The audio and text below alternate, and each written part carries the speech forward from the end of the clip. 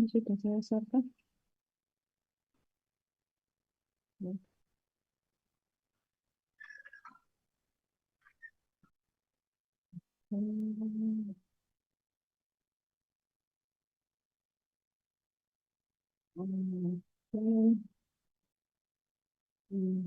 Sampai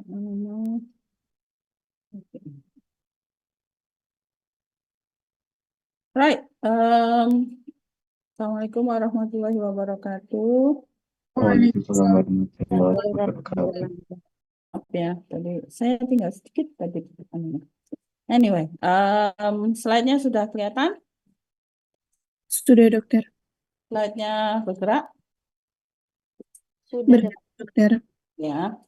Ya, jadi hari ini kita akan belajar tentang aging and senescence ya. Apa itu aging atau proses menua? Itu adalah proses menjadi tua ya memang ya. Jadi ini yang menjadi petunjuk bahwa apa kita itu mengalami penurunan fungsi. Nah, jadi dalam Al-Quran sudah disebutkan semua penyakit itu ada obatnya kecuali dua. Artinya setiap sel di dalam tubuh kita itu juga setiap kali dia membelah, dia berubah, dia kemudian akan mengalami proses penuaan.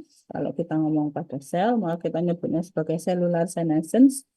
Sedangkan pada orang, berarti kita menyebutnya sebagai proses aging atau proses penuaan.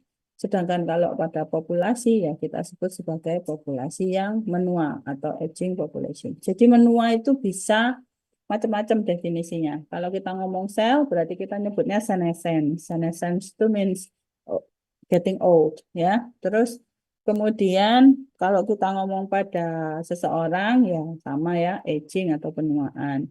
Kalau populasi, definisi menua itu beda. Jadi dalam sebuah piramida penduduk, kita itu bisa melihat secara rata-rata jumlah penduduk sebuah negara atau sebuah tempat itu umurnya berapa. Nah, ketika umurnya di atas 40 rata-ratanya, maka disebut sebagai populasi yang menua.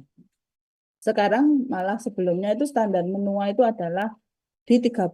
Sekarang katanya jadi 40 karena banyak negara-negara yang tidak tidak jadi angka kelahirannya itu rendah sekali sehingga jumlah pasien tua sama jumlah orang yang usia tua sama jumlah orang yang usia muda itu sama. Padahal kalau di negara-negara Indonesia seperti Indonesia ini jumlah anak yang muda atau baru lahir kurang dari 5 tahun sama orang yang tua itu jumlahnya lebih banyak yang muda. Ini yang kemudian menyebabkan populasinya menjadi populasi yang sehat atau populasi yang healthy atau bonus demografi. Nah, pada dasarnya sel itu kalau sudah menua, misalnya cuma satu sel ya, nanti semakin banyak yang menua sebentar. Intinya seperti ini.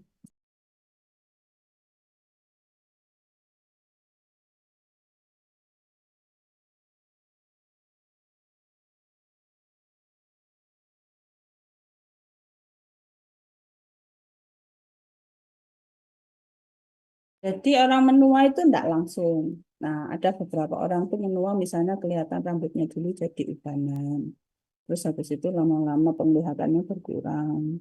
Terus pendengaran, terus kemudian gustatorik, pembau, perasa, terus nosis pembau, terus pelan-pelan. Nah, sehingga kemudian terjadi perubahan fisik. Karena ada perubahan fisik, dia punya permasalahan terkait dengan sosialisasi dan psikologinya. Nah, ini yang kemudian kita kenal dengan istilah aging atau menua. Nah, menua ini secara fisiologis adalah proses di mana sebuah organisme atau sel itu mengalami perubahan di mana dia sudah berhenti berkembang atau dia sudah berhenti membelah diri. Makanya kadang-kadang kalau misalnya kita ini tidak berkembang, itu menunjukkan kita sebenarnya sudah siap untuk mati dalam tanda kutip. Kemudian kompleks, jadi sistem ini sangat kompleks di mana terjadi perubahan-perubahan yang kemudian dapat menyebabkan kematian dari sebuah sel. atau organisme atau sebuah bangsa. Jadi aging population itu juga dapat beresiko menyebabkan kematian dari sebuah bangsa karena bangsanya udah nggak ada yang nutupnya gitu ya. Kemudian in vitro, nah kalau definisi secara in vitro artinya sel itu jumlahnya semakin lama semakin berkurang akibat adanya penurunan jumlah DNA atau jumlah pembelahan yang dilakukan oleh sel tersebut. Nah, ini yang kemudian menjadi dasar bahwa ketika selnya kita menua, maka kita pun akan menua secara organisme. Karena kalau selnya tua, jaringannya juga menua, terus organnya tua, sistem organnya tua, sehingga individunya pun menjadi tua. Jadi secara konsep, menua itu bisa karena usia ya. Jadi misalnya gini, saya lahir tahun 78, kalian lahir tahun 2005? 6? Ya, paling segitu ya, 2002, 2003 misalnya. Kalian lahir segitu. Secara kronologis, saya pasti lebih tua dari kalian. Di mana saya usianya sudah 45, kalian masih 2, 18, 19 misalnya begitu. Ini kita sebut sebagai universal age. Artinya we both get old at the same rate. Jadi kalau besok itu tahun baru, berarti besok kamu usianya nambah 1, saya pun usianya nambah 1. Kalau biological aging itu kita sebut sebagai senescence. Senescence itu proses menua di mana fungsi biologis kita berbeda. Jadi misalnya saya belajar sesuatu, kalian juga belajar sesuatu. Kalau kita menua secara biologis, maka yang belajarnya kecepatannya sama, tapi kemudian resultnya atau end resultnya lebih sedikit, berarti dia mengalami proses penuaan. Jadi misalnya kamu sama saya sama-sama membaca buku, kamu sama saya membaca sesuatu. Terus kemudian kemampuan kamu membaca dan memahami sesuatu lebih lambat misalnya dari saya, maka kamu lebih tua secara biologis daripada saya. Atau misalnya sama-sama umurnya 40.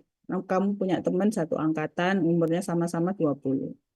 Yang satu misalnya matanya sudah tidak bisa lihat karena ada misalnya gangguan penglihatan atau ada masalah dengan matanya. Nah, kalau yang satunya sehat, berarti secara standar semua orang itu harusnya di usia 20 sehat, sedangkan orang ini sudah sakit, maka dia masuk dalam proses biological aging.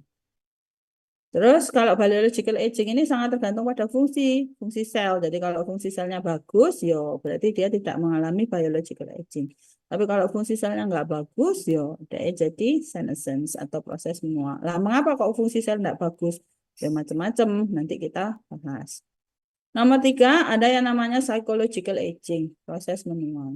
Menua yang sifatnya matur. Jadi orang itu makin dewasa, makin wise, gitu ya istilahnya. Jadi dulu ada istilah bahwa orang tua itu lebih dewasa, dalam artian mereka sudah punya banyak pengalaman. Tapi ternyata sekarang kita temui juga masih banyak orang-orang tua yang tidak dewasa. Apa itu definisi dewasa? Dewasa itu bertanggung jawab, karena dulu kamu enggak punya KTP, sekarang punya KTP. Dulu enggak bisa kerja atau enggak boleh kerja.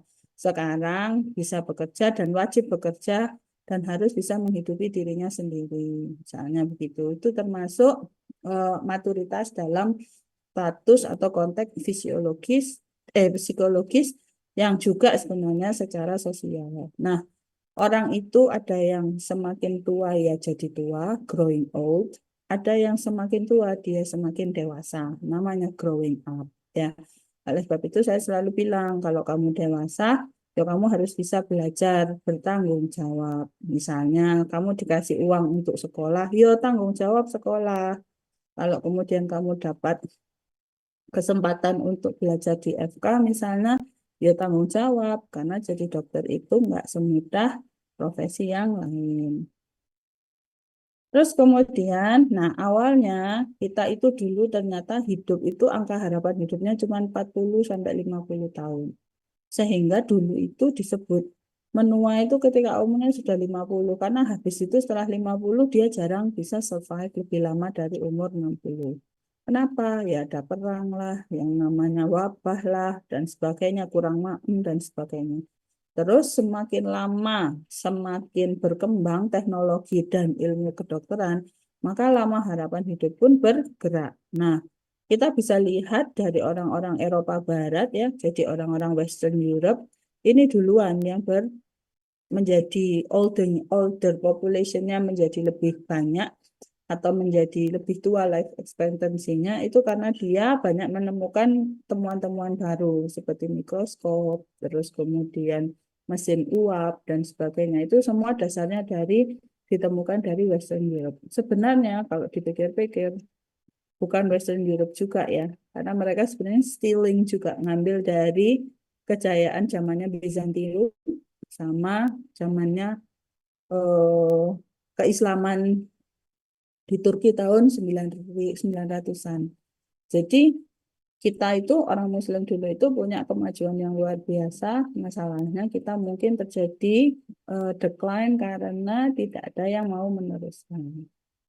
Terus kemudian dan tidak tahu mau diapain, begitu juga bisa. Sedangkan orang Barat begitu tahu dia kadang-kadang sudah tidak memperhatikan hal-hal tertentu, sudah dikembangkan gitu saja, sehingga kemudian lebih cepat tapi juga menjadi lebih ya disorganized begitu. Kemudian dari Eropa Barat bergeser ke Eropa Timur. Contohnya siapa? Rusia, Cekoslowakia, dan sebangsanya itu Eropa Timur. Semakin geser lagi nanti ke benua Asia dan ternyata sebagian besar benua Asia itu masih developing country, jadi negara yang berkembang termasuk kita. Terus kemudian dari sini kita bisa melihat sebenarnya apa jenenge? Secara piramida penduduk kita bisa lihat bahwa jumlah penduduk Indonesia usia 0 sampai 4 tahun itu berkisar 11 miliar untuk lakinya dan 10 miliar untuk perempuannya. Nah, ini kemudian semakin lama semakin besar. Nah, ini yang bagus. Jadi, piramida penduduk yang usianya atau bentuknya seperti stupa, seperti ini menjadi bonus demografik Indonesia. Siapa bonus demografik Indonesia? Yaitu usia antara 10 sampai 35 tahun sekarang yang kemungkinan masih produktif 15 sampai 20 tahun lagi. Nah, karena mereka masih produktif dan jumlahnya banyak, harapannya income kita makin besar, kemampuan kita secara ekonomis juga makin kuat, tenaga kerja kita juga paling banyak, sehingga energi yang kita gunakan untuk berkembang itu banyak, sehingga kita bisa melompat menjadi negara maju. Oleh sebab itu, Indonesia mencanangkan Indonesia Emas 2045, itu harapannya kalian-kalian yang usianya sekarang 15 sampai 19 tahun, berarti di 2045, berarti di 20 tahun lagi, di mana usia kalian sudah 40, kalian sudah menjadi orang-orang yang kemudian menjadi SDM-SDM yang kuat atau SDM-SDM yang tangguh, karena bisa dilihat antara usia 10 sampai 24 tahun ini jumlahnya hampir 60 juta jiwa. Nah, ini kalau kita bisa pertahankan, maksudnya kalian yang umurnya sekarang ini tetap produktif dan bahkan menjadi individu-individu yang mampu berkembang, mampu mendirikan perusahaan, mampu meng-hire tenaga kerja, dan lain-lain, maka kemudian kita bisa menjadi negara maju dalam 20 tahun. Itu yang dicita-citakan. Masalahnya sekarang untuk 20 tahun ke depan, kalian sudah siap nggak? Kalian sudah bisa bayangin nggak? Nanti kalian sebagai tulang punggung negara ini, apa yang akan bisa kalian kontribusikan? Ini harus kalian pikirkan mulai sekarang. Misalnya nanti jadi dokter, 7 tahun lagi lulus. Jadi 2030 berarti kamu punya waktu 15 tahun untuk berkarir. Mau berkarir jadi apa? Harapan saya kalian bisa seperti saya di usia 40 sudah jadi dekan ya. Ya, kalau mau belajar, kalau mau berusaha bisa.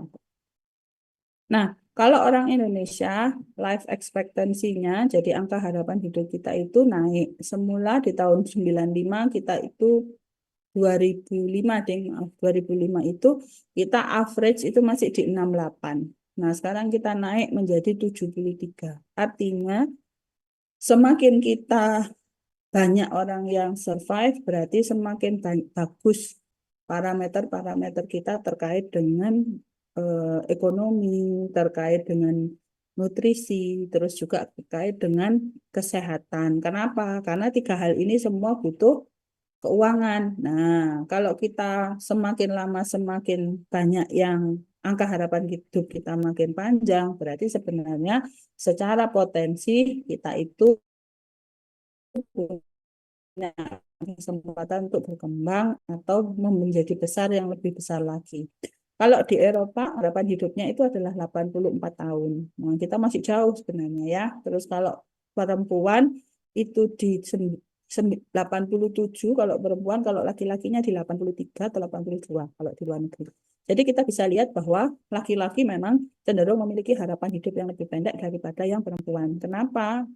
Salah satu faktornya adalah mungkin women, jadi perempuan memang di desain ya lebih bisa sustain untuk sesuatu yang panjang, sedangkan laki-laki itu cenderung diciptakan untuk mendobrak atau mengcreate sesuatu, sehingga mereka akan cenderung lebih agresif ya, sehingga cenderung memiliki angka harapan hidup yang lebih rendah. Nah, diperkirakan di tahun 2025 nanti jumlah lansia kita itu bisa mencapai 414% kenaikannya, yang semula dari sekitar 40 juta, maka diperkirakan bisa naik sampai 110 juta.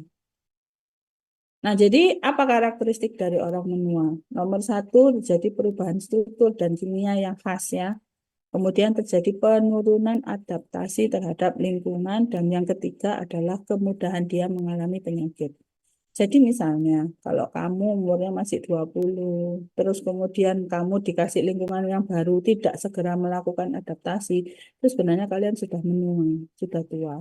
Makanya kadang-kadang saya selalu menghina anak-anak muda yang tidak segera beradaptasi atau tidak segera bersifat kreatif dengan berkata, umurmu piro? 60 tahun. Saya selalu bilang begitu. Kenapa? Artinya kalian tidak mudah beradaptasi. Karena beradaptasi itu adalah ciri kemudaan. Ya, jadi semakin kalian mampu adapt, semakin kalian mampu berubah dengan keadaan, berarti sebenarnya kalian tuh masih memiliki muda, jiwa muda kah, atau sel-sel yang muda. Kenapa? Karena untuk bisa beradaptasi, kamu butuh perubahan atau memiliki kemampuan fisik dan kimia, sehingga kalau sel ya, punya kemampuan fisik dan kimia untuk kemudian menghadapi perubahan dari lingkungannya. Kalau lingkungannya berubah, dia beradaptasi. Kalau beradaptasi, maka dia mampu menjalankan fungsinya. Dia tetap bisa menjadi sesuatu yang sifatnya produktif. Begitu dia nggak mampu beradaptasi, ya nanti akhirnya dia mudah mati atau mudah rusak. Nah, tanda dari penuaan itu pada dasarnya kita kenal dengan istilah KUPID. Ya, jadi kumulatif, maksudnya jadi tidak bisa orang menua itu apa tuh jenenge satu kali tok enggak. Jadi itu adalah proses yang sedikit-sedikit lama-lama jadi bukit atau kumulatif. Yang kedua, universal. Artinya semua orang pasti menua. Semua makhluk pasti mati. Jadi yang namanya hidup itu sudah standarnya qadarullahnya mati. Karena kalau makhluk mati ya sejak awal dia nggak pernah hidup gitu ya. Tapi kalau sesuatu yang hidup pasti dia mati. Kemudian bersifat progresif, artinya tambah suwe tambah, karena memang dia adalah universal, jadi berlaku untuk semua, sehingga nggak ada sesuatu yang kemudian yang bisa melawan, istilahnya proses penuaan dalam tanda kutip. Walaupun sekarang sedang kita cari ya, jadi kita sekarang berusaha menemukan namanya fountain of youth gitu, tapi it's still working. Itu adalah salah satu bentuk medical breakthrough atau proses medis yang kita usahakan agar kemudian dapat memperpanjang harapan hidup dan juga menguatkan atau menyehatkan manusia ini. Terus intrinsik. Jadi menua itu bukan dari luar, tapi dialami dari dalam. Tapi karena impuls atau stimulus dari luar dapat menyebabkan terjadinya proses penuaan yang lebih cepat. Jadi penua itu sebenarnya internalnya kita. Jadi misalnya kamu kok gak dewasa-dewasa, kamu kok tidak bisa segera bertanggung jawab. Sebenarnya nggak bisa kamu nyalahin orang lain, karena sebenarnya semuanya kembali dari dalam diri kita sendiri, intrinsik. Jadi istilahnya positive vibes-nya kalian harus bisa keluar, walaupun lingkungan kalian sifatnya negatif, seperti itu. Jadi kalaupun lingkungan kalian positif, tapi kalau kalian secara intrinsik diri kalian sendiri mengeluarkan negatif vibes, ya sudah, jadinya vibes-nya jadi negatif juga. Jadi sebenarnya sifatnya adalah intrinsik. Ini yang harus diingat. Jadi you can choose to be old and you can choose to be young. Sebenarnya begitu ya. Jadi intrinsik berlangsung dalam tubuh kita. Terus kemudian sifat dari proses menua selalu mengganggu atau merugikan atau deleterious. Jadi stupid. Contohnya proses menua dalam tubuh manusia adalah proses menopause sama andropause. Ya wajar semakin kita semakin tua, sudah berulang kali menstruasi misalnya, kemudian fungsi dari endokrin kita juga menurun. Jaringan endokrin yang semula selnya 1000 jadi cuman misalnya 500, terus tambah lama tambah kurang, yo nanti produksinya juga akan berkurang sehingga terjadilah menopause atau berhentinya menstruasi dan andropause di mana fungsi testosteron juga berkurang. Terus yang khas juga penurunan fungsi organ dan struktur. Misalnya dulu masih muda lari 1 kilo masih bisa. Sekarang jalan 100 langkah sudah menggos-menggos misalnya begitu. Terus rambutnya berubah jadi abu-abu ya, jadi beruban. Terus yang paling sering adalah proses menua. Jadi kalau apa namanya gangguan pendengaran yaitu deafness ya. Jadi paling sering adalah nada tinggi tidak bisa terdengar, sama nada rendah sekali itu juga nggak bisa terdengar. Sehingga kemudian kalau kita ngomong sama orang tua atau mereka-mereka yang mengalami gangguan penuaan akibat proses apa gangguan pendengaran akibat proses penuaan, maka kalau ngomong jangan dengan nada yang tinggi atau nada yang rendah. Jadi nadanya datar dengan volume suara yang pas. Jadi itu yang kemudian justru malah bisa didengar oleh orang-orang yang sudah tua. Terus kemudian penurunan fungsi eh, merasa, terutama asin dan pahit. Dan ini yang bahaya, karena banyak sekali bahan-bahan berbahaya itu dalam makanan itu terasa dalam bentuk bitter, dalam bentuk pahit. Sedangkan asin ini biasanya kamu ada, kalau misalnya orang Jawa terutama ya, habis masak terus kasinen gitu. Terus kan pasti dibilang kadang-kadang nyebutnya pingin rabi ya gitu ya. Maksudnya apa? Artinya kamu sudah tua. Kalau sudah tua, kamu akan kehilangan kemampuanmu merasakan rasa asin. Nah, karena nggak bisa merasakan rasa asin, akhirnya banyak makanan yang kita buat rasanya jadi kasinan, terlalu asin gitu ya. Karena kita taste buds-nya sudah berubah. Nah, ini menjadi bentuk tanda kalau kita sudah mulai decline, sudah mulai mengalami penurunan fungsi tubuh kita. Terus kemudian penurunan ukuran dari timus. Jadi timus itu ketika kita lahir ukurannya besar, tambah lama tambah kecil, yang kemudian menyebabkan sel-sel kekebalan kita pun menjadi tidak bagus. Dan ini yang menyebabkan kita mudah sakit. Terus terdapat peningkatan kadar antibodi. Kok bisa antibodinya banyak? Ya karena kita sudah hidupnya panjang. Berarti kita udah kenalan dengan banyak dan macam kuman. Karena kita punya kenalan dengan banyak kuman dan banyak pengalaman terkait dengan infeksi, maka kita punya banyak namanya sel T memory. Kalau sel T memorinya banyak, maka cepat sekali kita membentuk antibodi. Dan antibodi ini yang kemudian malah menyebabkan kerusakan dalam tubuh kita. Terus giginya copot, hilang lah atau apa. Terus kemudian terjadi resistensi insulin. Kenapa? Karena semakin tua, kemampuan tubuh kita untuk menggunakan glukosa itu semakin berkurang. Nah, ini insulin dikenal sebagai insulin sering disebut sebagai youth hormone ya, hormon tua, hormon muda. Kenapa?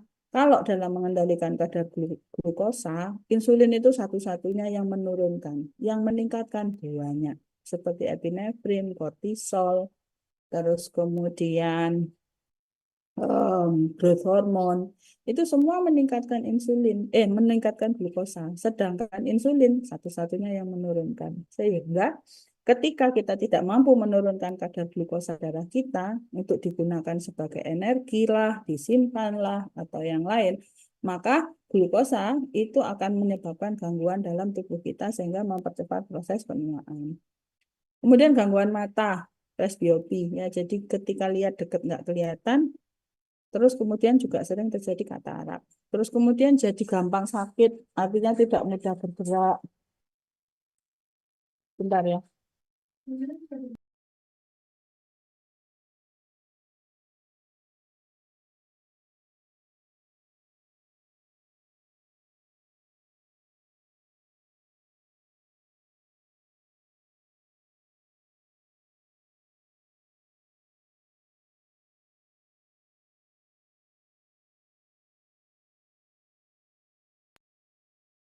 Oke, siap membuka draft ujian dulu. Ada ujian soalnya.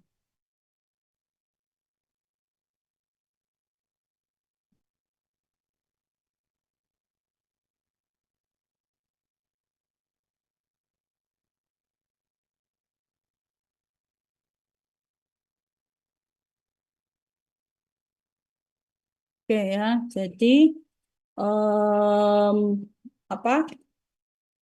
Ada disability-nya sebentar. Sampai mana? Ini sudah enggak ya? Copot ya.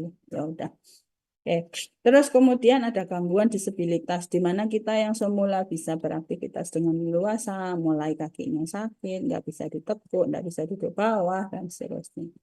Kemudian jumlah-jumlah reseptor juga berkurang, sehingga kemudian sensitivitas terhadap growth hormon dan juga hormon-hormon tertentu berubah. Yang paling khas pada orang tua adalah mereka gampang sekali gemuk, tapi bobotnya mudun. Kenapa kok orangnya gemuk tapi berat badannya turun? Karena massa ototnya berkurang, massa lemaknya meningkat. Dan ini yang bahaya. Kemudian ada penurunan saturated fat di otak. Nah, saturated fat itu omega 3, omega 6, 9, 13 dan seterusnya. Dan ini fungsinya dia untuk membentuk new synapse ya, membentuk sinaps-sinaps baru dan membentuk mielin-mielin baru. Sehingga kecepatan berpikirnya semakin tinggi. Kalau dia mengalami penurunan saturasi asam lemak atau bukan asam lemak, saturasi lemak tersaturasi unsaturated sebenarnya ya. Jadi unsaturated fat di otak, maka kemudian dia akan mengalami penurunan kecepatan konduksi. Nah, karena kecepatan konduksinya berkurang, orang tua akhirnya jadi gampang lupa. Terus makanya seringkali lalian, tuwek. Ya itu memang karena memang yang pertama muncul adalah defisiensi kognisi, nah, kemampuan berpikir. Terus yang paling sering juga adalah gangguan tidur. Jadi orang-orang tua itu dia sulit tidur, tapi juga jadi dia itu mudah tidur tapi mudah bangun. Terus kemudian dia gak kalau tidur itu nggak fresh gitu ya. Jadi walaupun tidur dia merasa masih tidak bisa apa apa ya merasa nyaman setelah tidur ini karena terjadi penurunan rapid eye movement. Jadi kalau kita tidur mata kita itu menyentak apa tek, tek, tek, tek, gitu ya. Mata kita itu bergerak dengan cepat.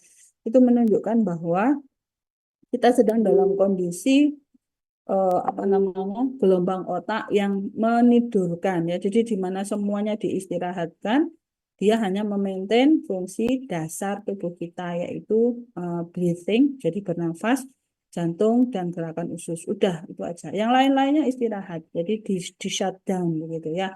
Nah, setelah di shutdown, khasnya adalah aktivasi gelombang saya lupa, delta kalau nggak salah ya. Jadi aktivasi gelombang delta. Nah, gelombang delta ini khas dengan gerakan rapid eye movement. Jadi kalau pada kita belajar belajar seninya pelajaran tidur, itu salah satu bentuknya yang kita cari adalah REM sleep. Jadi rapid eye movement sleep. Rapid eye movement ini juga biasanya pada pasien-pasien atau individu-individu yang sedang bermimpi. Jadi ketika dia bermimpi, rapid eye movement-nya keluar. Nah, ini juga yang seringkali kadang-kadang kenapa kita bisa memberikan suggestion pada diri kita sendiri sebelum kita tidur dan pada saat kita bangun. Karena pada saat itulah kita bisa memasukkan ke dalam alam bawah sadar kita, cita-cita kita, mimpi kita. Dan pada saat kita bangun, kita revise lagi. Makanya pada saat kita tidur, kita diajarkan untuk berdoa. Dan setelah bangun, kita juga diajarkan untuk berdoa. Nah, secara prinsip kita bagi geriatric giants itu sebagai 5I, sorry. Yang pertama, imobilitas. Jadi mereka kemudian tidak bisa bergerak dengan cepat. Jadi nggak cepat bergerak dari satu tempat ke tempat yang lain. Kemudian instabilitas, jadi ketidakmampuan, ketidakstabilan, terutama ketidakstabilan mental. Dan yang berikutnya adalah kadang-kadang adalah keuangan. Yang kasihan itu ketika mereka sebagai orang tua, mereka bandani anak ente-entean, tapi ketika masa tua mereka harus sengsara karena ternyata anaknya yang dibandani gak iso dadi, nggak bisa nolong wong tuanya. Nah itu bagi saya adalah bentuk jangan sampai kalian jadi seperti itu. Inkontinensia, tidak mampu menahan. Jadi orang tua itu kemudian jadi sering pipis, sering buang air besar, terus gampang ngentut, dan seterusnya. Karena memang tidak mampu lagi sphinkternya menahan fungsi tubuhnya. Jadi kemudian, makanya kalau kamu ketemu sama orang tua, terus diajak apa guyon kenemenan, terus habis itu sampai apa terkencing-kencing, ya emang semakin tua ya memang seperti itu sphinkternya. Kemudian adalah intellectual impairment, jadi gangguan dari proses berpikir serta impair senses. Jadi senses atau limas indranya sudah mulai berkurang. Jadi kalau kita menua itu sudah nggak bisa kita lawan karena memang itu adalah universal. Tapi menjadi dewasa itu opsional. Soalnya ada orang yang semakin tua, bukannya dia semakin dewasa, dia cuma tua saja. Gampangannya begini, dewasa itu responsible, dia tahu amanah yang harus dia kerjakan apa, dan dia melakukan amanahnya itu dengan baik, berarti dia sudah dewasa. Karena beda anak-anak dengan orang dewasa adalah responsibility-nya, kemampuan mereka bertanggung jawab dengan segala keputusan yang mereka buat. Kalau anak-anak masih misalnya mecahkan kaca, kan, mecahkan apa, mereka dianggap oke lah, accident atau apa. Tapi begitu kamu dewasa, terus kemudian kamu memutuskan untuk memecahkan jendela orang, yo, kamu akan mendapatkan konsekuensi seperti itu. Jadi aging itu nggak bisa kita lawan, sudah pasti kita akan menua. Dan saya pasti akan dalam tanda kutip meninggal duluan lebih dulu dari kalian karena secara umur I'm older. Saya sama lah usia saya dengan usia orang tua kalian mungkin. Tapi menjadi dewasa bisa saja kalian lebih dewasa dari saya karena mungkin kalian sudah menghadapi berbagai hal yang membuat kalian menjadi lebih responsible. Tapi saya pikir kayaknya enggak ya. Oke. Jadi secara kita sudah tahu ya bahwa menua itu adalah wajar. Tapi kita mesti bertanya, kenapa sih kok orang itu menua? Kalau misalnya kita tahu bahwa secara wajar matahari itu terbit dari timur, ya kan? Kenapa sih kok matahari terbit dari timur? Oh, karena ada rotasi bumi. Rotasi bumi. Jadi karena bumi yang bergerak, kemudian kita melihat arah rotasi kita itu adalah ke arah timur, oh ke arah barat, sorry, balik ya. Jadi rotasi kita itu adalah berlawanan dengan arah terbitnya matahari, maka kemudian kita akan mendapatkan cahaya apa sinar matahari terbit dari sebelah timur. Jadi selalu dari timur karena the way we rotate, bagaimana kita berputar adalah berputar ke arah yang berkebalikan dengan begitu. Nah, jadi kita itu sudah tahu bahwa menua itu wajar. Cuman apa yang menyebabkan orang menjadi tua itu ada teorinya. Yang pertama yang sering kali digunakan berdasarkan Scholes-Allen tahun 97 bahwa secara alamiah tubuh kita itu menjadi rusak karena terjadi mutasi somatis. Misalnya ada kerusakan mitokondria, kemudian kerusakan sel dan sebagainya sehingga kemudian menyebabkan selnya jadi mati karena tidak efisien. Dan ini sudah terbukti ya bahwa adanya kerusakan DNA, adanya kerusakan pada organela sel dapat menyebabkan kematian pada sel dan itu yang menyebabkan penuaan. Jadi yang kita sebut sebagai somatic mutation. Error kata stroke itu adalah bagaimana terjadinya gangguan proses transkripsi atau translasi yang menyebabkan defisiensi atau penurunan dari efisiensi sel. Jadi saat ini statusnya sudah mulai dibuktikan ya, ada sedikit modifikasi dari teori dasarnya, karena teori dasarnya adalah ada sesuatu yang kemudian tiba-tiba menyebabkan gangguan translasi dan transkripsi. Nah sekarang diketahui penyebabnya adalah gangguan dari DNA repair system, yang sebenarnya bagian dari damage associated ya, jadi mereka bareng. Jadi sebenarnya error kata stroke sama DNA damage repair ini satu apa namanya? Satu landasan teori. Kemudian terjadi perubahan dari protein. Jadi protein itu bentuknya harusnya kan panjang ya, asam amino dirangkai jadi rantai. kemudian dia mengalami yang namanya post-translational modification. Jadi dia mengalami perubahan habis ditranslasi.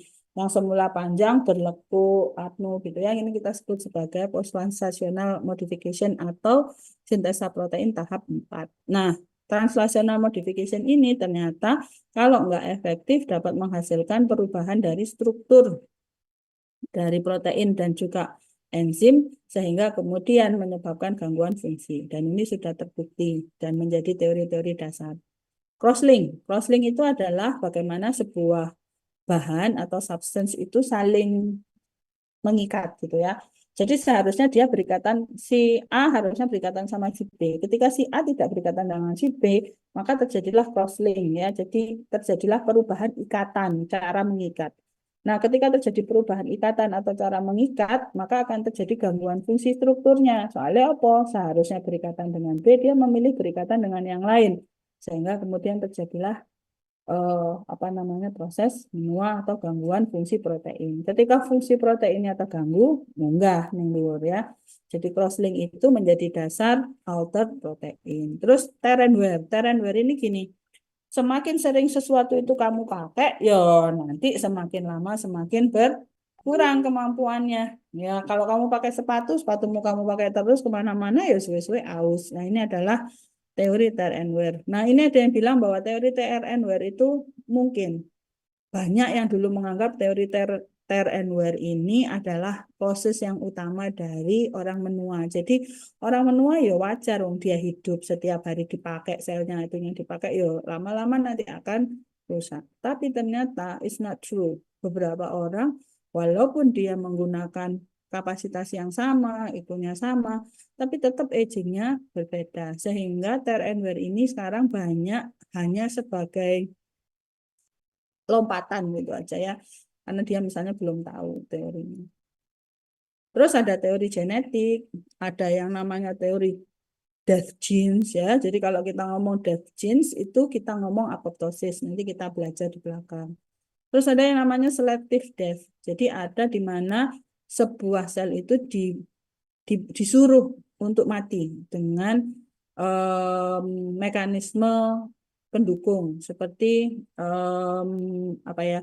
Jadi misalnya ada sel jajaran gitu. Yang satu ini jumlah reseptornya lebih banyak sehingga dia bisa menyebabkan aktivasi dari banyak signaling. Nah, ketika dia diaktifasi oleh banyak signaling pada si apa dia itu sebenarnya kapasitasnya hanya 10 misalnya, maka terus dia bisa mengalami selective death. Ya, jadi dia tok yang mati, lainnya enggak. Terus kemudian ada shortening of telomere. Nah, shortening of telomere ini sampai sekarang dianggap sebagai teori penuaan. Artinya gini, kita itu sebenarnya di dalam diri kita sebagai manusia, kita itu dikasih jatah umur lah, seperti itu. Sel juga dikasih jatah pembelahan, namanya telomere. Setelah sel itu membelah, telomernya memendek.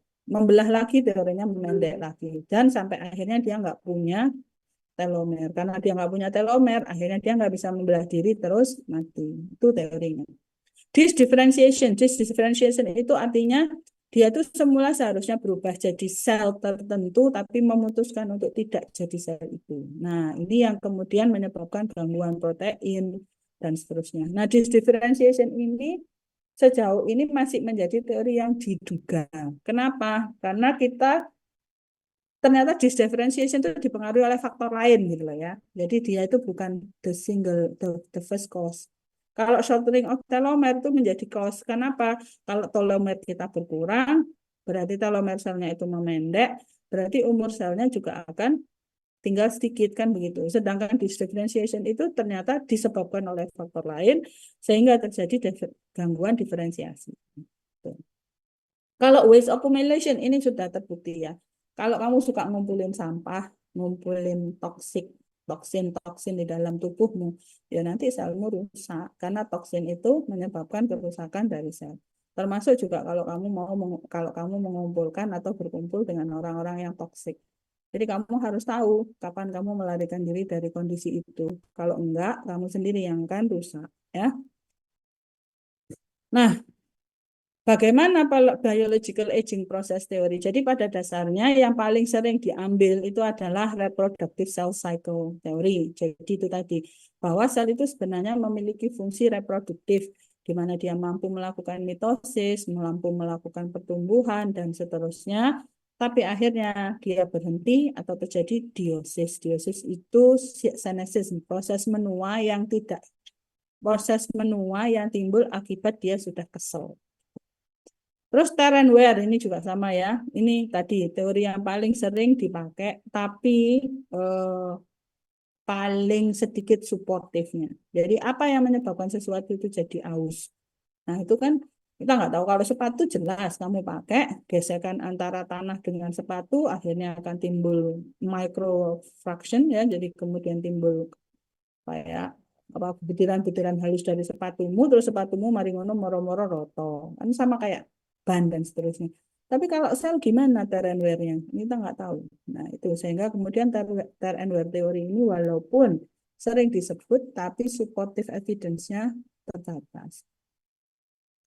Tapi ternyata, kenapa kok begitu? Karena Marie-Françoise Allen yang punya buku ini mengatakan bahwa sebenarnya tubuh kita itu tidak wear out atau rusak atau mengalami penurunan fungsi karena terlalu sering dipakai. Justru malah lebih cepat mengalami penurunan fungsi kalau enggak dipakai. Jadi kalau kamu punya tubuh yang sehat misalnya, terus kamu kemudian memutuskan untuk tidur terus, nggak ngapa-ngapain, hikikomori ya kalau bahasa Jepang yang menjadi orang yang kemudian tinggal berada dalam rumah, nggak kemana-mana, saking takutnya dengan sosialisasi, ya you will deteriorate. Jadi kamu akan mengalami penurunan fungsi karena kamu tidak menggunakannya. Tapi kalau kamu lihat bodybuilder itu, atau orang atlet ya, seorang atlet. Atlet itu kalau dia sudah nge-gym, misalnya kalian nge-gym, terus kamu akan bisa melihat bahwa your heartbeat tends to be better ya. Jadi denyut jantungmu menjadi lebih kuat, terus kemudian jantungmu menjadi lebih mampu berkompensasi, kamu lari jauh masih bisa dan seterusnya.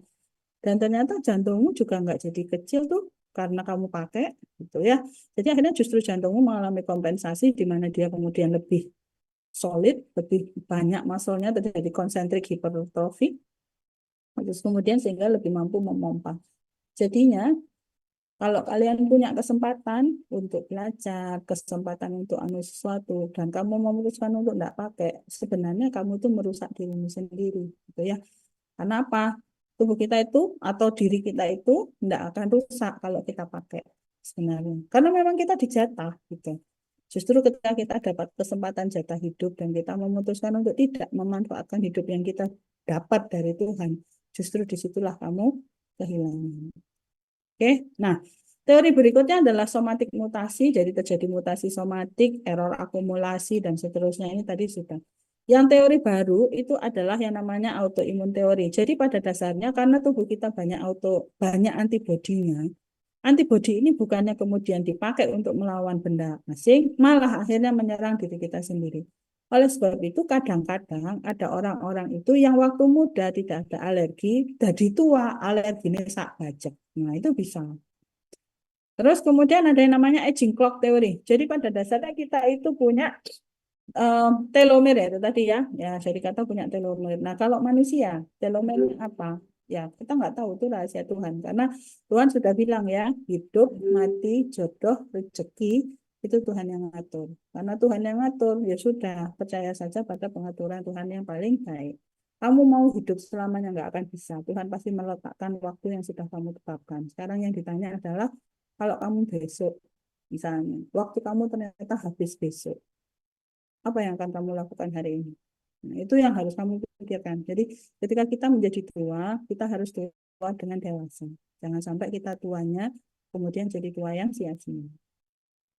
Terus termasuk crosslink, radikal bebas, mitohormesis, terus kemudian selular teori, ini semua dasarnya dari teori-teori tadi yang sudah disampaikan oleh Swiss Allen tadi.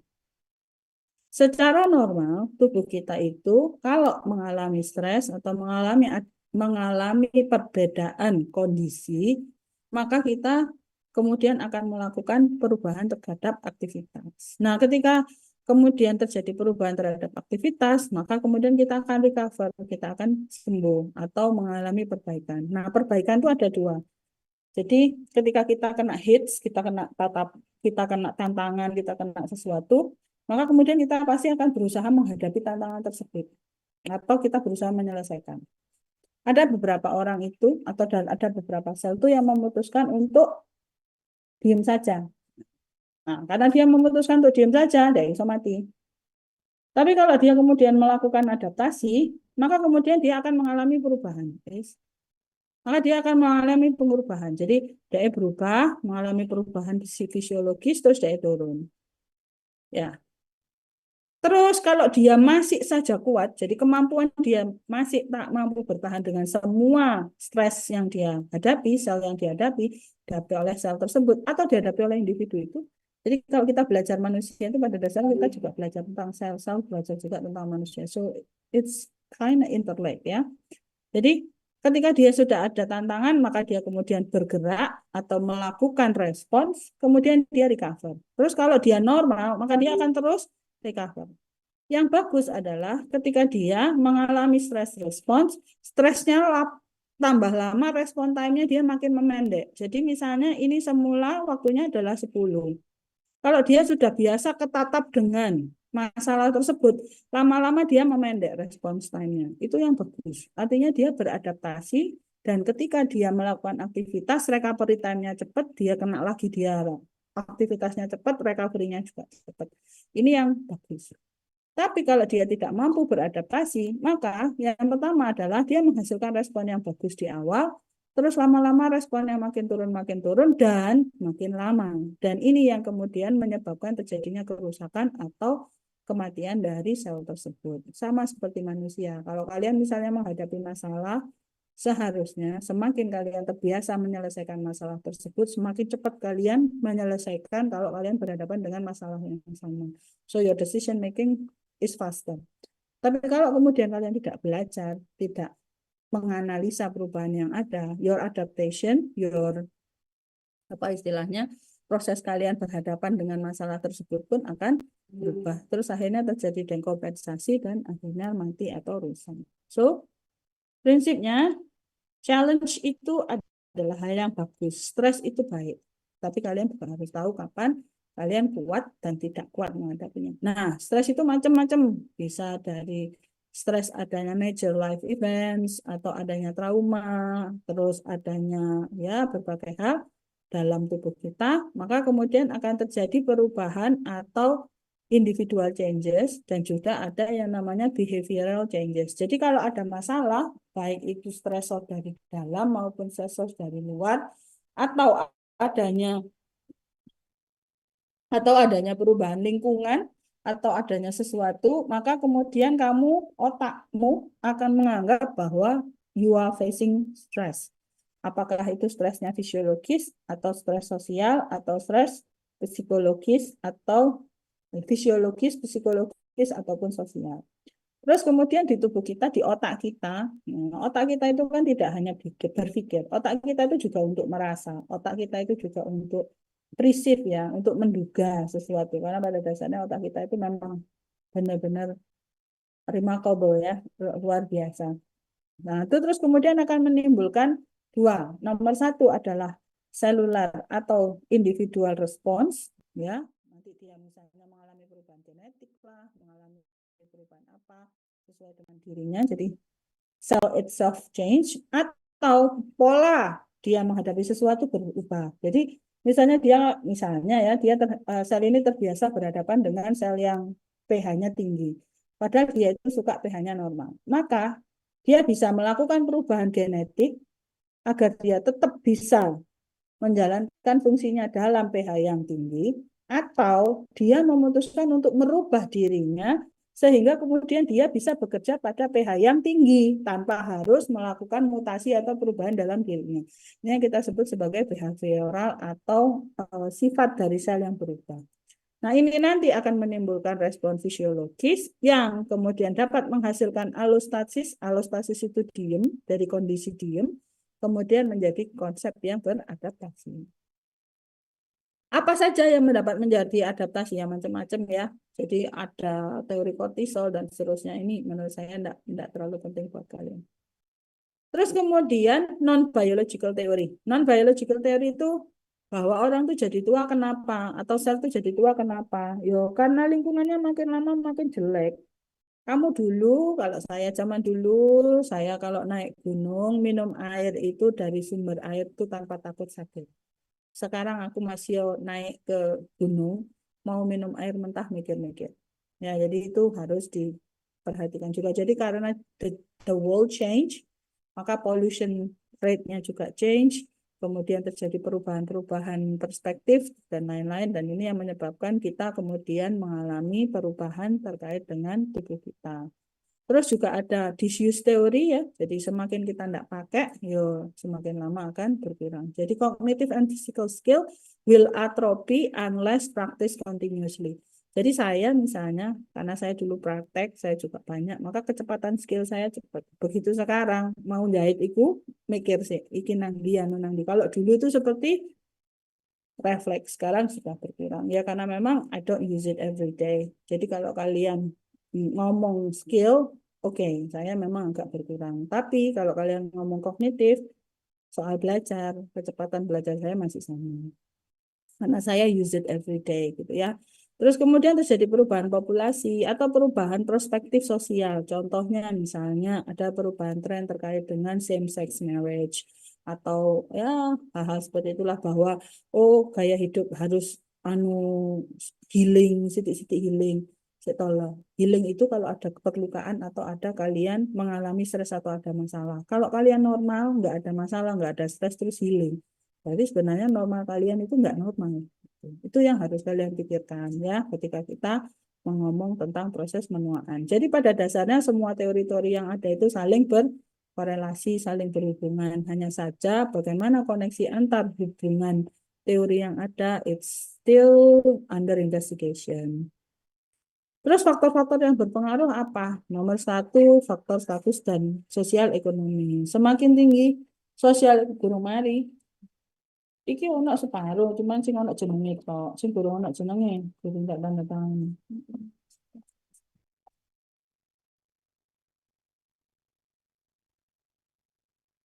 Bentar ya.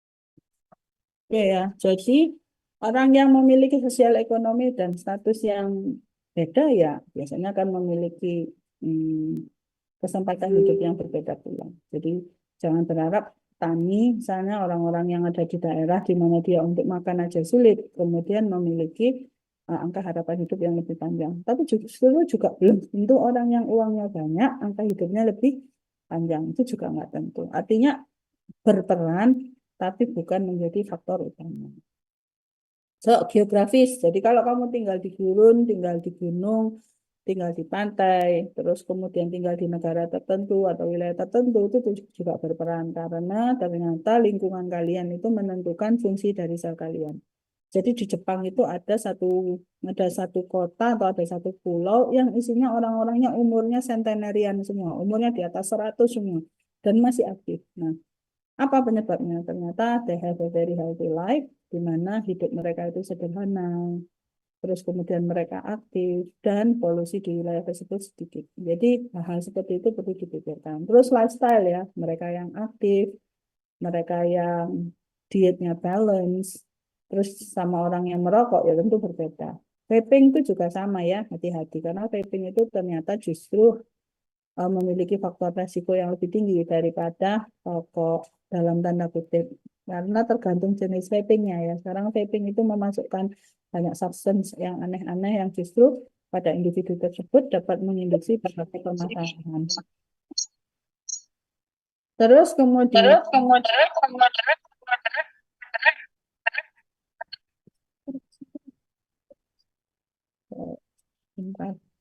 Bisa minta tolong surat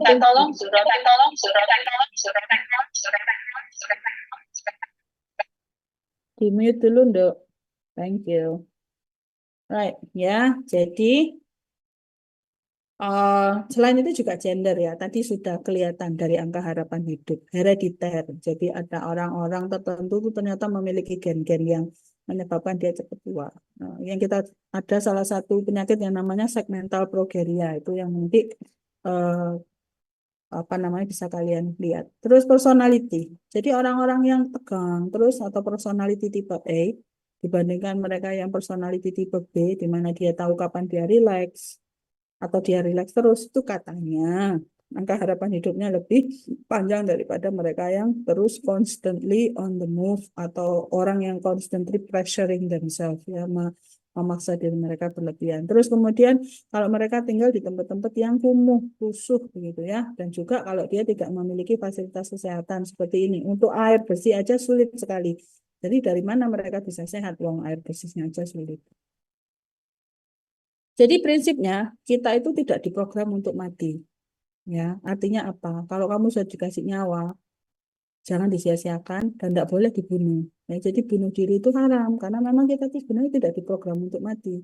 Kita itu diprogram untuk survive, berusaha, dan kalau memang sudah waktunya, ya, kalau sudah saatnya, maka kita akan mati. Jadi aging itu terjadi karena ada beberapa dari kita itu mengalami natural selection karena dia meletakkan prioritas yang berbeda atau membuat choices yang berbeda. Jadi aging itu pada dasarnya adalah akumulasi dari cell and tissue damage yang kemudian menyebabkan terjadinya efek samping berupa perubahan biologis dalam sel sehingga terjadi kerusakan jaringan atau sel. Nah, ketika terjadi kerusakan jaringan atau sel, maka akan terjadi gangguan fungsi sehingga terjadi frailty. Frailty itu gampang sakit atau gampang rusak dalam tanda kutip ya. Kemudian disabilitas. Ya, disabilitas berarti ada gangguan atau ada kecacatan dan juga penyakit-penyakit yang timbul akibat proses menua. Dan ini bisa terjadi akibat berbagai hal, baik itu genetik maupun non-genetik, baik itu lingkungan atau internal maupun eksternal. Oke, saya tahu beberapa dari kalian sudah ngantuk dan sudah mabuk, tapi masih panjang ya. Jadi ini kita lanjutkan, apa implikasi dari proses minum. Nomor 1, semakin kita tua, maka akan ada proses penuaan pada sistem tubuh kita. Pada bowel disease, jadi di dalam sistem GI tract, maka kita akan mengalami gangguan penurunan kecepatan motilitas, gangguan sekresi, penurunan, gangguan sphincter, dan sebagainya. Sehingga kemudian timbul perubahan fungsional dari gastrointestinal.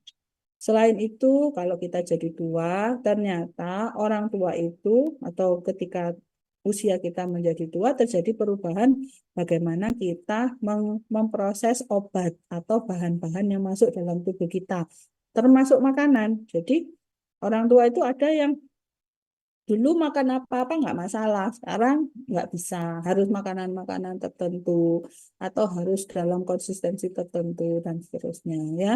Kemudian juga terjadi gangguan distribusi obat dalam darah, terjadi fungsi obat yang juga berkurang sehingga kalau pasiennya tua, misalnya pada anak-anak muda dosisnya 50 mg bisa berubah menjadi 25. Nah, itu kenapa? Karena obatnya lebih lama beredar dalam darah dan tidak cepat disingkirkan. Jadi masalahnya kita itu kan sebenarnya bisa hidup sampai 120 tahun tuh sebenarnya. Tapi kenapa kok kita mati lebih cepat? Atau kenapa individu terutama manusia itu memendek masa harapan hidupnya? Ada yang namanya orang yang menua secara sukses. Jadi dia itu menua tapi menuanya masih sehat. Jadi tidak ada penyakit-penyakit yang menyebabkan dia tidak bisa bergerak, masih aktif, masih mampu bekerja sampai level tertentu, masih tajam kognitifnya, diajak diskusi masih nyambung dan seterusnya. Padahal usianya sudah 60 atau 70 tahun, berarti kita sebut mereka successful aging. Jadi menuanya secara sukses. Terus kemudian ada juga yang menuanya standar. Jadi kalau sama-sama ya umur sakmono rata-rata apa lah. Itu berarti kita sebut sebagai usual aging atau proses menua standar. Tapi ada juga proses menua yang lebih cepat. Salah satunya adalah misalnya pada pasien dengan diabetes. Diabetes itu mempercepat proses penuaan karena dia mengganggu fungsi tubuh secara keseluruhan. Nah, ini yang kemudian kita kenal dengan istilah penyakit degeneratif. Jadi penyakit degeneratif adalah penyakit yang muncul akibat usia tua. Apakah itu secara struktur atau secara fungsi, sehingga kemudian terjadi kerusakan atau gangguan pada jaringan. Contoh-contoh penyakit degeneratif misalnya pada kardiovaskuler itu hipertensi, aterosklerosis, diabetes, kardiomiopati. Kalau endokrin misalnya diabetes, pseudoGOT dan seterusnya. Ini adalah contoh-contohnya. Dan ini nanti kalian pelajari di masing-masing sistem. Kanker itu juga termasuk dari penyakit degeneratif karena seharusnya dia itu mampu berfungsi dengan mitosis yang biasa, tapi dia memutuskan untuk mitosis berlebihan dan malah menyebabkan fungsinya dia tidak muncul. Oleh sebab itu, cancer atau kanker termasuk dalam degenerative disease. Graft rejection itu juga masuk degenerative disease. Kenapa? Karena kalau ada sesuatu masuk ke dalam tubuh kita, terus kemudian dia menginduksi respon imun, terjadi inflamasi, maka akan menyebabkan kerusakan seluruh tubuh. Jadi imun response itu yang termasuk degeneratif, salah satunya adalah autoimun, terus hypersensitivity disease yang nanti akan kalian pelajari, dan juga termasuk imunodefisiensi, dalam hal ini adalah AIDS. Terus kemudian kelainan-kelainan yang lain, nanti bisa dibaca sendiri. Pada dasarnya, terjadi penyakit degeneratif itu terjadi karena dua hal. Yang pertama adalah terjadi kematian sel secara terprogram atau penyakit-penyakit yang timbul akibat program cell death. Jadi selnya itu banyak yang mati padahal seharusnya dia hidup. Atau yang kita sebut death by suicide. Sedangkan yang kedua, selnya banyak yang mati akibat kerusakan jaringan atau akibat proses inflamasi atau tear and wear death. Nah, ini yang kita sebut sebagai death by injury. Jadi mati karena ada trauma atau ada perlukaan atau ada nekrosis, dan yang satunya mati karena diprogram untuk mati oleh selnya. Oleh sebab itu pada dasarnya orang mengalami degenerative disease kita bagi menjadi satu chronological aging yang normal atau yang early biological aging. Nah, bisa terjadi karena mati akibat adanya suicide, di mana terjadi peningkatan apoptosis misalnya pada accelerated aging atau segmental progresia, atau terjadi gangguan apoptosis misalnya pada kematian gangguan fungsi akibat adanya kanker. Kalau death by injury, injury itu pada dasarnya adalah inflamasi, nanti ada yang kronik inflamasi, misalnya pada autoimun atau akibat adanya pro-inflammatory cytokines yang meningkat. Death by suicide pada dasarnya didasarkan pada proses apoptosis. Apoptosis itu apa? Apoptotik, jadi dia mati karena dia disuruh untuk mati. Kenapa kok disuruh untuk mati? Karena ada aktivasi dari fas ligan. Jadi karena ada fas ligan atau karena ada TNF-alfa atau protein yang namanya TRAIL, maka akan terjadi aktivasi dari FADD. FADD itu saya lupa flavonoid atau apa gitu ya, belakangnya itu death domain. TRADD itu juga sama ya, death domain. Jadi terjadi aktivasi dari death domain. Death domain itu ibarat aku yang mengawali semuanya gitu ya. Ketika death domainnya aktif, maka akan terjadi aktivasi terutama dari caspase 8 dan caspase 10 atau menyebabkan perubahan dari penurunan BCL2. BCL2 ini adalah sesuatu yang menyebabkan terjadinya mitosis. Jadi kalau BCL2-nya terhambat, maka mitosisnya justru malah berkurang gitu ya. Terus kalau kaspase, nanti aktivasi kaspase itu bisa menyebabkan aktivasi dari kaspase 367, ini yang kita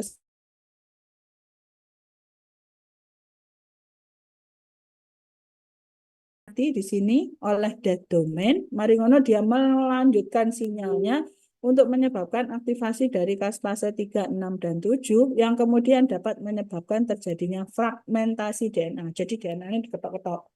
Habis dipotong-potong, dirusak, bukan dirusak, dirubah, terus ditutup sampai wadah gitu ya, jadi kecil-kecil. Namanya apoptosom. Nah, ketika terjadi pembentukan apoptosom, maka kemudian akan terjadi apoptosis. Jadi apoptosis itu terjadi karena selnya difragmentasi, diketok-ketok, DNA-nya sama intinya yang ada di dalam, terus dibungkus gitu. Jadi terbentuklah sebuah apoptosim. Apoptosim ini terus kemudian disingkirkan oleh tubuh. Nah, jadi ada yang fas itu namanya memang fas ya, fas activated ada domain ya. Nah, fas ligan, jadi tidak adanya fas ligan berikatan dengan fas akan menyebabkan aktivasi dari caspase. Kalau misalnya terjadi hambatan, jadi hambatan sinyal sehingga kemudian caspasenya ber, berkurang, maka kemudian akan terjadi penghambatan apoptosis. Jadi apoptosis itu bisa juga terjadi secara langsung karena induksi dari fas atau karena ada gangguan regulasi atau perubahan regulasi dari fas.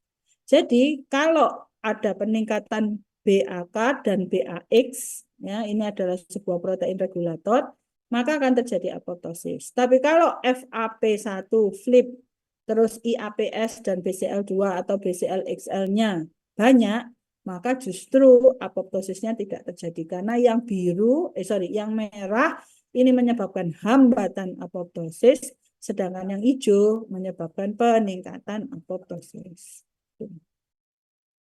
Jadi, kapan sesuatu sel itu memutuskan untuk apoptosis? Kalau dia disuruh mati. Jadi ada sinyal menyebabkan dia mati. Itu biasanya fas ligan ya. Atau dia seharusnya dapat sinyal untuk hidup dari growth hormone. Jadi growth hormone harusnya nempel, terus kemudian dia berkembang. Tapi karena growth hormone-nya nggak ada, sinyal untuk survive-nya nggak ada, terus dia mikir, oh aku kok gak kanggo, ya wis aku tak mati ya, begitu. Jadi ketika sinyal untuk hidup dan sinyal untuk mati nggak seimbang, maka akan terjadi apoptosis. Jadi kalau misalnya sinyal positif dan negatifnya sama, maka akan terjadi fungsi sel yang baik. Kalau sinyal positifnya terlalu sedikit, terlalu banyak dibandingkan negatif, maka dia akan tumbuh tidak terkendali. Kalau sinyal positifnya lebih sedikit daripada sinyal negatif, maka kemudian akan terjadi peningkatan kematian sel. Sehingga kemudian selnya banyak yang hilang. Dan terjadilah penyakit degeneratif. Kalau sinyal positifnya kebanyakan, jadi dia tumbuh terus-terusan tapi tidak berfungsi, jadilah juga penyakit degeneratif, tapi yang overproduction. Kalau yang bawahnya adalah underproduction. Gitu. Nah, apa perannya? Misalnya ada juga pada kanker, jadi ada aktivasi dari sel-sel tertentu yang kemudian menyebabkan aktivasi atau gangguan dari P53. Oleh sebab itu kita sebut sebagai viral induced cancer. Atau kanker yang lain, jadi adanya perubahannya nanti bisa dibaca sendiri. Pada sistem kekebalan juga bisa. Jadi karena ada bahan asing, maka seharusnya tubuh kita merespon terus meremove gitu ya. Tapi pada penyakit-penyakit degeneratif pada sistem imun, misalnya pada AIDS ya, pada HIV, baik itu HIV atau ada penyakit imunodefisiensi kongenital juga ada ya. Itu akhirnya menyebabkan terjadinya kematian dari sel imun atau menyebabkan terjadinya gangguan pada fungsi sel akibat sistem kekebalan. Itu juga akan terjadi imun. Sampun. Masa sih? Belum. Belum. Anak sabit jam 9 itu tulisannya telat submit katanya gitu. Masa?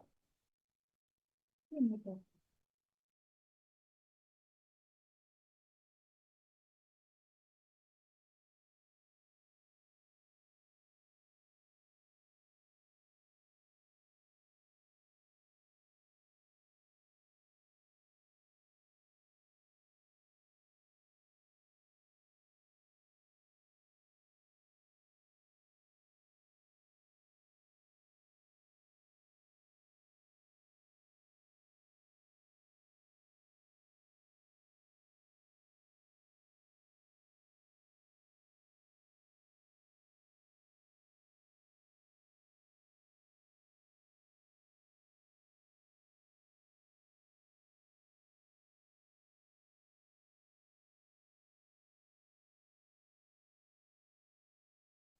Sorry ya, saya ada 81 Mbak.